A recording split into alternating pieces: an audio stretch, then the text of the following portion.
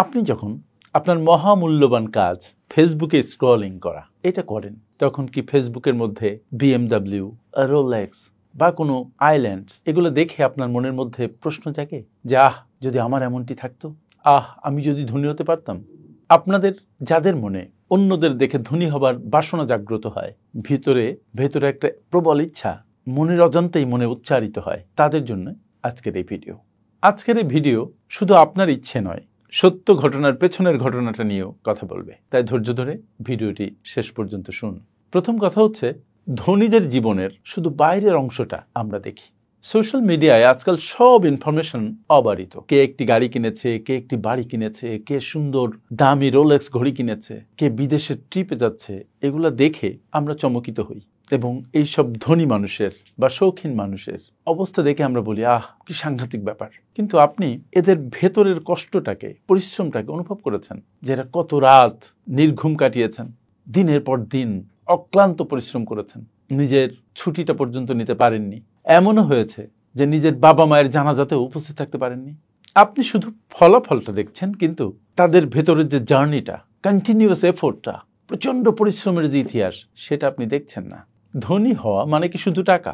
অনেক মানুষ অর্থে বিত্তে অনেক ধনী, কিন্তু মানসিকভাবে জরাগ্রস্ত, মানসিকভাবে সাংঘাতিক গরিব। আবার তার উল্টা, অনেকেই অর্থে বৃত্তে অত ধনী নয়, কিন্তু মানসিকভাবে সাংঘাতিক ধনী, অনেক উঁচু মানের। সত্যিকারের ধনী কে জানেন? যার লিবার্টি আছে, যে তার সময়কে নিজের ইচ্ছে মতো ব্যবহার করতে পারে নিজের কাজে, এবং যে স্বাধীনভাবে চিন্তা করতে পারে এবং চিন্তার ফল প্রয়োগ করতে পারে। দেখবেন কেউ হয়তো মাসে 5 লাখ টাকা আয় করছে, কিন্তু খরচ করছে 6 লাখ, 1 লাখ টাকা প্রতি মাসে ঋণে ডুবছেন। আবার কেউ আছে আয় করছে 1 লাখ, কিন্তু খরচ করছে 75,000 টাকা, 25% সেভ করছেন এবং তার জীবন সুন্দর কাটছে। তাই ধনী হবার আগে ধনীত্বের অর্থ কি, এর মর্মার্থ বিশেষ করে ভালো করে অনুধাবন করা দরকার। শুধু চাইলেই ধনী হওয়া যায় না, তার জন্য দরকার আপনার প্রস্তুতি, পরিশ্রম, চেষ্টা। দেখবেন অনেকেই বলে যে আমি ধনী হতে চাই। এবার তাকে প্রশ্ন করেন যে আপনি কি প্রতিনিয়ত সেভিংস করেন, প্রতিনিয়ত ইনভেস্টমেন্ট করেন, ইনকাম বৃদ্ধির দিকে মনোযোগ দেন, আর্থিক লিটারেসি আপনার আছে? আপনি কি প্রতিদিন একটু একটু করে আপনার দক্ষতা বাড়াচ্ছেন? শুধু চাইলেই তো হবে না, আপনার দক্ষতা বাড়াতে হবে, আপনাকে মনোযোগী হতে হবে, আপনাকে প্ল্যান করতে হবে, কাজ করতে হবে, প্রতিনিয়ত কাজ করতে হবে, আপনার উদ্দেশ্য ঠিক থাকতে হবে, আপনার গ্রোথ মাইন্ডসেট থাকতে হবে, এবং সবচেয়ে বড় কথা, আপনাকে ডিসিপ্লিনড লাইফ লিড করতে হবে ইন এভরি স্পেয়ার। আপনাকে বুঝতে হবে যে যারা বড়লোক হয়েছেন, রাতারাতি বড়লোক হয়ে যাননি। এই বড়লোক হওয়ার পেছনে তাদের অক্লান্ত পরিশ্রম আছে, কন্টিনিউয়াস লার্নিং আছে, কন্টিনিউয়াস সেভিংস এন্ড ইনভেস্টমেন্ট আছে, অনেক ব্যর্থতা আছে, অনেক রাত জাগা আছে, অনেক কষ্ট আছে, অনেক স্বপ্ন ভঙ্গের ইতিহাস আছে, অনেক আত্মত্যাগ আছে। এবারে আমার প্রশ্ন, আপনি কি কিছু শিখছেন নাকি শুধু ঈর্ষা করছেন?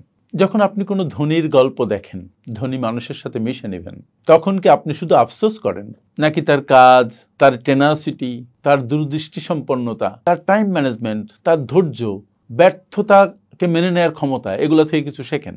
ধনীদের দেখে যদি আপনার মধ্যে কোনো ইচ্ছা জাগ্রত না হয়, তাহলে আপনি আসলে স্বপ্নহীন। আর ধনীদের দেখে যদি আপনার শুধু হিংসে হয়, তাহলে বুঝতে হবে আপনি চরমভাবে অযোগ্য।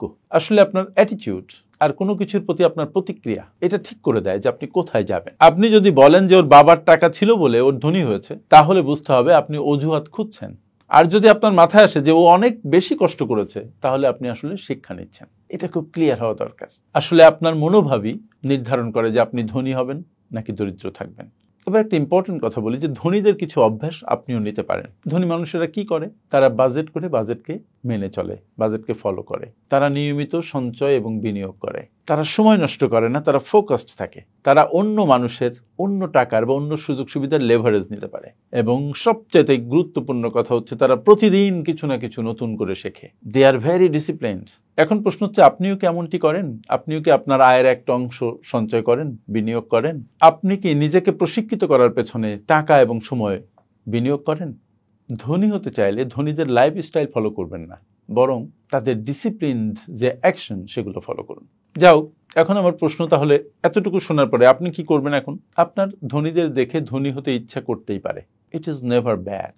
কিন্তু সেটা যদি আপনার ঈর্ষায় পরিণত হয়, আপনাকে হিংসুটে বানিয়ে ছাড়ে, এবং আপনি যদি ধনীদের প্রকারান্তরে অবমূল্যায়ন করেন, তাহলে মনে রাখবেন যে আপনি আপনার সম্ভাবনাগুলোকে গলা টিপে হত্যা করছেন। আপনার সময় আছে, শক্তি আছে, মেধা আছে, তাই এখন থেকে শিখুন, বাঁচুন, সঞ্চয় করুন, বিনিয়োগ করুন, নিজের দক্ষতা বাড়ান, ফোকাসড হন। আপনি আপনার মতো করে ধনী হন, অন্যের মতো নয়। অন্যের থেকে আপনি প্রেরণা নেন, ইন্সপাইরেশন নেন, অনুকরণ নয়। পরিকল্পনা করুন, প্রতিযোগিতা নয়। এবং আপনি ধনী হবেন কিন্তু আপনার নিজের শর্তে। আপনি যদি আমার এই ভিডিও থেকে কোনো অনুপ্রেরণা পেয়ে থাকেন, আপনার যদি ভালো লেগে থাকে, তাহলে ভিডিওটি সবার সাথে শেয়ার করবেন। হয়তো এই ভিডিও আপনার আপন কোনো মানুষের ভাগ্য পরিবর্তনে দুর্দান্তভাবে হেল্প করবে। আমার সাথে এতক্ষণ থাকার জন্য অনেক অনেক ধন্যবাদ। আসসালামু আলাইকুম।